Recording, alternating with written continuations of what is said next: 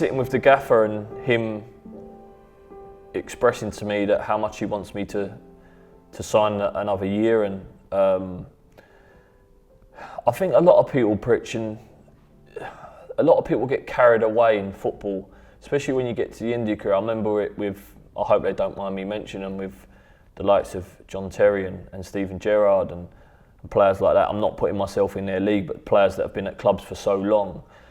I think everyone gets carried away because they've seen you in a team week in, week out for 17 years, that's always going to be the case, and it really ain't, because, as I said before, the Premier League now is a young man's game, really. You know, you look at the average age of the players now is going down dramatically because of the intensity and the way the game's played. But these young players, young pros, need some experience around them, and need sometimes to be shown the way.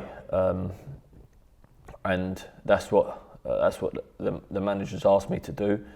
And as I said to you, you're not going to be able to play week in, week out forever. It's not going to happen.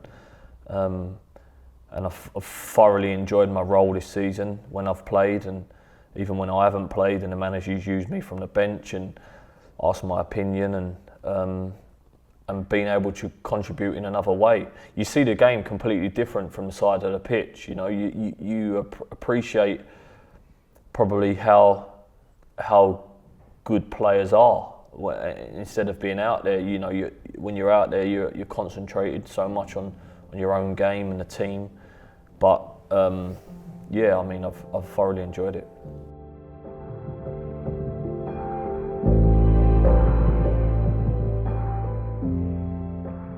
In football, things change really quickly, and when things do change, because look, we're on an amazing run at the minute, and the boys are doing fantastically well, and the club's really doing well, that there are going to be tough times again. There always is, you know, at this football club. I've had some really good seasons and some really tough ones, and I think the manager's obviously been around so long that he knows that when them tough times come, and they will come, that you need players in the dressing room that have been through it and have known what it's like, and know how to handle it, and know how to show the players how to handle it, some of the young boys.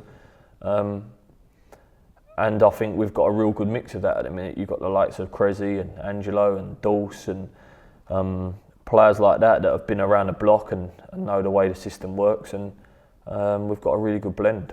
I'm not signing this contract to obviously have a jolly up. You know, I wouldn't sign it, and I really wouldn't, if I didn't feel like I could play and I wasn't fit, and I know I can still play at this level. But it's a case for me that I believe, and I always have done, that West Ham as a football club, and there should be a way of thinking, a set of morals, an identity to the club, and that stems from the kids at Chadwell Heath, from under 9s to the first team boys, and the boys we sign, and the foreign players that come in, the English players that come in to a club that someone like me, and hopefully Cressy, because he's been here a long time, and Angelo and Deck, who's come through the academy, to show and to work to a set of sort of ethics, really, you know, of a football club, and the academy are doing a great job of that. Ricky and all his staff there are doing a great job of teaching the boys how to be people instead of footballers, because I think you know as well as I do, not everyone's going to be a Premier League footballer. So the way they leave, whether it's 23 or it's 16, that they come out of the club as a better person, for one, that should be the case. And even when I go over to the academy now, and watch the training and see the players, that they all walk over and shake my hand and speak properly, and I think that's a massive thing for the football club, and one of my main things that I will carry on.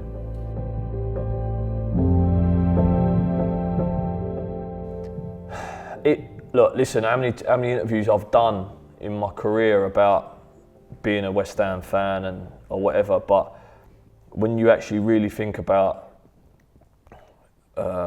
growing up a mile from the stadium and playing my whole career here,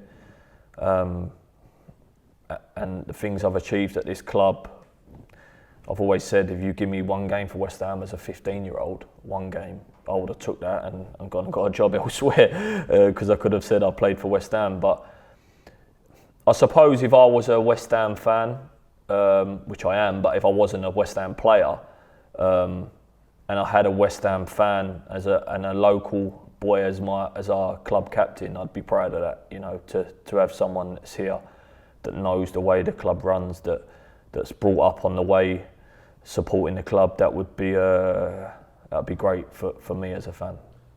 To playing over 500 games for the club you support, and being able to stay fit and healthy and be lucky with injuries, and as I said, that to be able to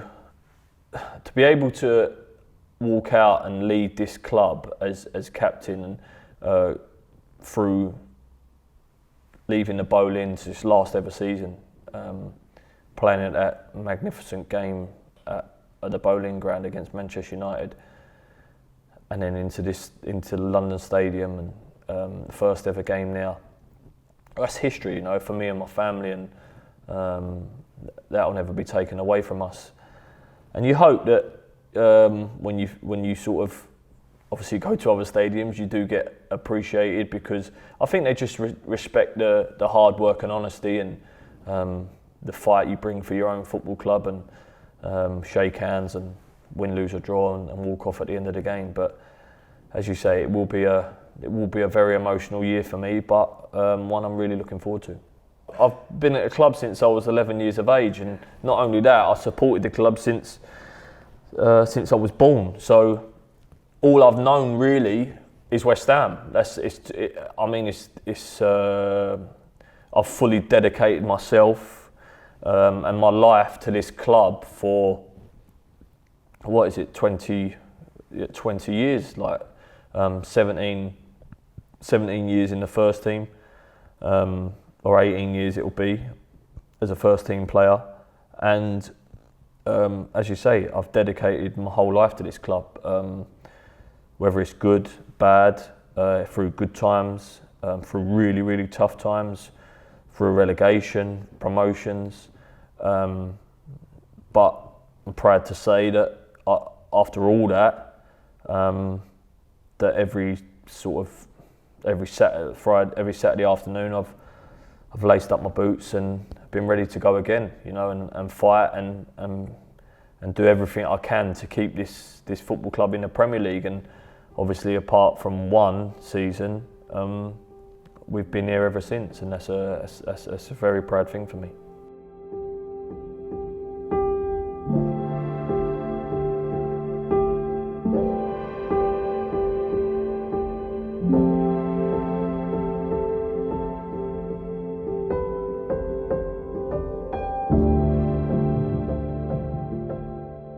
Can't go to your headache, but it's giving you a lot of other things as well. It's given me a few headaches. Not just me, it's given my family headaches. I mean, I've obviously been a nightmare at times. I've sort of got easier as I've got older, but even like answering the phone if we'd lost to friends and family, the way I've spoke to people because of my emotions for the club, it's not been easy for Carly to have lived with me so long. We've been together since we was 13, so she has lived through all of it with me. At times I think it's drove her mad that we're sitting there on a romantic Tuesday night having a glass of wine and some dinner, and I'm talking to her about we've got to win on Saturday. She thinks just leave me alone with this, but she knows how important it is to me for this club to be the best it can be. You know, obviously I've done my hardest and tried my hardest to that, and I will continue to do so as long as I'm at the club. And I've always put this club in front of myself, really. And as you say, it will be emotional, but I'm always going to be sort of attached to West Ham, and I wouldn't want it any other way. I don't know anything else. Do you know what I mean? Like, I had 1 or 2 loan spells when I was a kid, but apart from that, I do not know anything else. I know West Ham. I drive the same route to training for 20 years.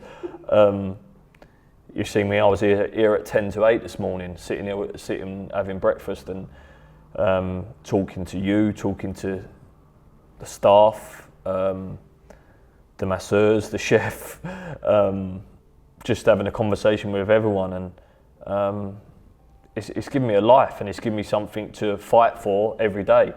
And it will be hard, obviously, when, but you never know what the future holds. So I think that, as I said, I will always be